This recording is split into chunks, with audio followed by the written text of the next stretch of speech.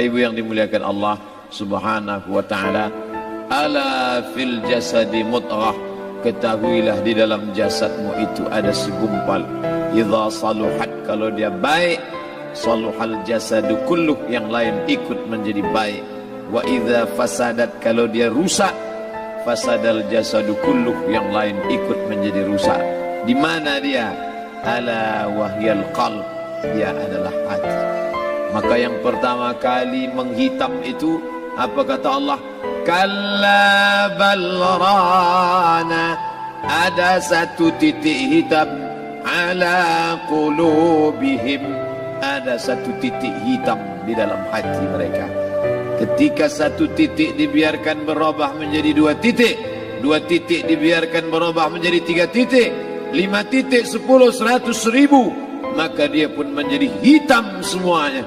Ketika hati sudah hitam, maka itulah azab di atas azab. Khatamallahu ala qulubihim. Setelah hati menghitam, terkunci, menular ke telinga. Wa ala sam'ihim. Setelah telinga, wa ala absarihim ghishawah. Padahal 3 itulah nanti yang akan ditanya di hadapan Allah. Inna sam'a wal basar wal fuad. Coba lihat, ketika akan ditanya, yang ditanya 3, tapi diawali dari telinga. Inna sam'a wal basar wal fuad, telinga, mata, hati. Tapi ketika terkunci, yang duluan dikunci hati. Khatamallahu ala qulubihim wa ala sam'ihim wa ala absarihim. Kalau hati sudah terkunci, telinga tersumbat, mata tertutup. Summum bukmun umyum, summum bukmun umyum, peka, tuli, bisu, apapun tak lagi masuk ke telinga. Malam ini kita menyadarkan diri kita, terlebih lagi yang berceramah, jangan kau hanya sampai menyampaikan ayat saja. Hai Abdul Samad, apakah kau yang bicara itu hatimu sudah hidup? Senantiasa merasakan diri, aku orang paling hina, aku orang paling kotor, ditempelkan kening ke lantai di tempat yang diinjak tapak kaki, mengatakan bahwa aku bukan siapa-siapa. Malam ini Kepala Kanwil BPN Provinsi, Kabupaten, saya tak bisa membedakan mana yang kabupaten, mana yang kota, mana pegawai tinggi, mana pegawai rendah. Semuanya rata sama. Andai dibuat acaranya di kantor, mungkin saya segan, sungkan melihat dari seragamnya, bajunya. Tapi malam ini semuanya sama. Andai tak disebut tadi Pak Kepala Kantor, Pak Kanwil, saya pun tak tahu mana Pak Kanwil, mana tidak. Fotonya ganteng pula aslinya lagi daripada foto. Artinya apa? Bahwa kalau sudah masuk ke dalam masjid, ketika engkau merasa dirimu tinggi di atas, kau bukan apa-apa, karena yang paling tinggi di badanmu pun kau tempelkan. Tapi saat kau jatuh, rendah, down, stres, kau jangan merasa rendah, karena kau tegak berdiri di hadapan Allah. Kau angkat 2 tangan, Allahu Akbar. Di dalam diri ini disebut dia dengan qalb. Kenapa disebut qalb? Orang Arab menyebut qalb qallaba, karena sifatnya berbolak-balik. Pada saat selesai salat, astaghfirullahalazim, tidak ada yang paling bersih, dia bersih. Tapi pada saat petang sore hari, yusbihu mu'minan, paginya putih, bersih, tak bernoda. Wa yumsi kafiran, petangnya hitam. Makanya dari pagi dibersihkan. Solat subuh bersih, solat zuhur bersih, condong matahari solat asar bersih, tenggelam matahari solat maghrib bersih, sempurna gelap malam solat isya bersih, tengah malam bangun tahajud munajat di tengah malam orang tertidur. Wa tusalli bil laili wan nasu niyam, engkau tegak di waktu malam di saat orang semua sedang tenggelam dalam lelap tidur panjang. Tapi engkau menangis meratap mengenang dosa begitu banyak. Sab'atun yudhilluhumullah, di antara 7 yang mendapatkan naungan Allah. Yauma la dhilla illa dhilluh, hari itu tak ada naungan kecuali naungan Allah. Di antara yang mendapatkan naungan itu adalah rajulun zakarallah, orang yang berzikir, munajat, muhasabah diri di tengah malam, sunyi, sepi, fafadat ainahu, menetes air matanya. Berapa banyak sudah harta dititipkan Allah, berapa kupakai untuk zakat, wakaf, infak, sedekah, wasiat, hibah, ghanimah, harta rampasan perang di zaman Nabi. 7 harta yang akan menolong di hadapan Allah, 1 pun tak dipakai. Umur diberikan Allah 40, 60, 70. Berapa yang kupakai untuk menolong agama Allah? Berapa yang kupakai untuk mengingat Allah? Mata, tangan, telinga, kaki akan diminta tanggung jawab di hadapan Allah. Al-yawma nakhtimu ala afwahihim, mulut terkunci, wa tukallimuna aydihim, tangan akan bicara, wa tashhadu arjuluhum, kaki akan bersaksi di hadapan Allah. Siapa yang bisa menolong waktu itu? Kalau pernah tangan ini saat punya kekuasaan, 1 coretan tanda tangan bisa mempermudah urusan masjid. Sebutir kekuasaan yang dititipkan Allah bisa dipakai menolong agama Allah. Itulah yang akan menolong di hadapan Allah. Apa yang disampaikan malam ini, semua biaya pengurusan masjid 0. Itulah sesungguhnya yang akan menolong di hadapan Allah. Adapun harta yang disimpan, tabungan, deposito, tanah, rumah, kendaraan, semua akan tinggal menjadi harta warisan. Istri mengambil 1/4 kalau ada anak. Kalau tak ada anak, istri mengambil 1/8. 1 miliar 125 juta bulan untuk istri. Kalau dia tak tahu hukum gono gini. Kalau dia tahu gono gini, dia tuntut ke pengadilan, dipotong lagi menjadi 2. 500 untuk dia. Dari yang 500 dapat lagi dia 75. 575 bulan untuk dia. Sisanya 425 diambil anak laki-laki 2 kali bagian anak perempuan. Lalu yang kita bawa mati apa? Dulu dibangga-banggakan, dihormati, dimuliakan. Yang kami muliakan Al-Mukarram, Al-Ustadz. Tapi pada saat tiba masanya, yang kita bawa tak lain tak bukan innallaha la yanzuru ila ajsamikum. Allah tak menengok badan, fisik, bentuk tubuh, baju. Ini sampulnya saja. Wala ila suwarikum, Allah tak menengok rupa, wajah. Walakin yanzuru ila qulub, hati kamu yang bersih itulah yang kau bawa menghadap Allah Subhanahu wa taala. Yauma la yanfa'u malun, harta tak berguna, wala banun, anak tak bisa menolong. Harta tak berguna, anak tak mampu menolong. Illa man atallah, kecuali orang yang datang menghadap Allah biqalbin salim, dengan hati yang bersih, hati yang tulus, hati yang memercikkan cahaya iman, hati yang bersih dari hasad, busuk hati, sum'ah, riya, takabbur. Itulah yang menolong di hadapan Allah Subhanahu wa taala. Tulang, kulu, kulit, darah, lemak, sumsum akan menjadi santapan cacing tanah. Begitu besok pagi pintu kamar tak bisa diketuk, istri bolak-balik membangunkan tak terjaga, dipegang pipi sudah sejuk macam es batu, tanda jantung tak lagi berdetak, maka darah mulai berubah menjadi nanah, busuk. 1, 2, 3 hari kalau tidak disuntik formalin, jasad paling busuk jasad manusia, karena semua dia makan herbivora, tanaman saja. Tapi kita ini omnivora, semua masuk. Maka begitu mati, paling bagus orang Islam paling cepat dikuburkan. Selesai acara pemakaman, habiskah masalah, muncul masalah baru. Disitulah kita baru sadar. Apa kata Imam Ali radhiyallahu an? An-nasu niyam. Semua manusia waktu hidup itu tidur. Bapak tidur, ibu tidur, saya tidur. Semua orang waktu hidup itu tidur. Falamma matu, ketika dia mati, disitulah dia baru terjaga dari tidur panjang. Saat Israel mencabut nyawa, ditarikkannya adalah satu centapan yang kuat. Disitulah kita baru terjaga dari tidur panjang. Betapa aku meninggalkan salat, betapa aku tak berzakat, betapa dulu kekuasaan, aku lulus umur 30, pensiun 58, 28 tahun apapun tak pernah kubuat untuk agama.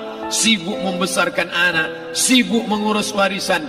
Anak pun tak ingat dengan kita karena kita lupa menanamkan pendidikan agama di dalam otak kepalanya.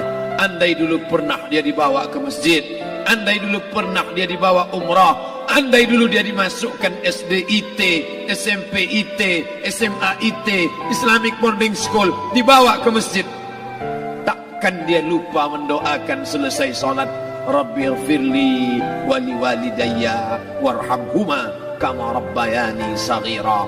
Harta yang banyak tak sempat menolong agama Allah. Anak tunggal semata wayang tak sempat dididik agama. Istri meninggalkan dalam keadaan stres susah hatinya karena dia tak diajarkan sabar menerima ridha ketetapan takdir Allah. Dan paling celaka, tak pernah anggota tubuh ini dipakai untuk berzikir, muhasabah, mengingat Allah. Tak pernah mata dipakai menengok Quran, kitab suci Allah.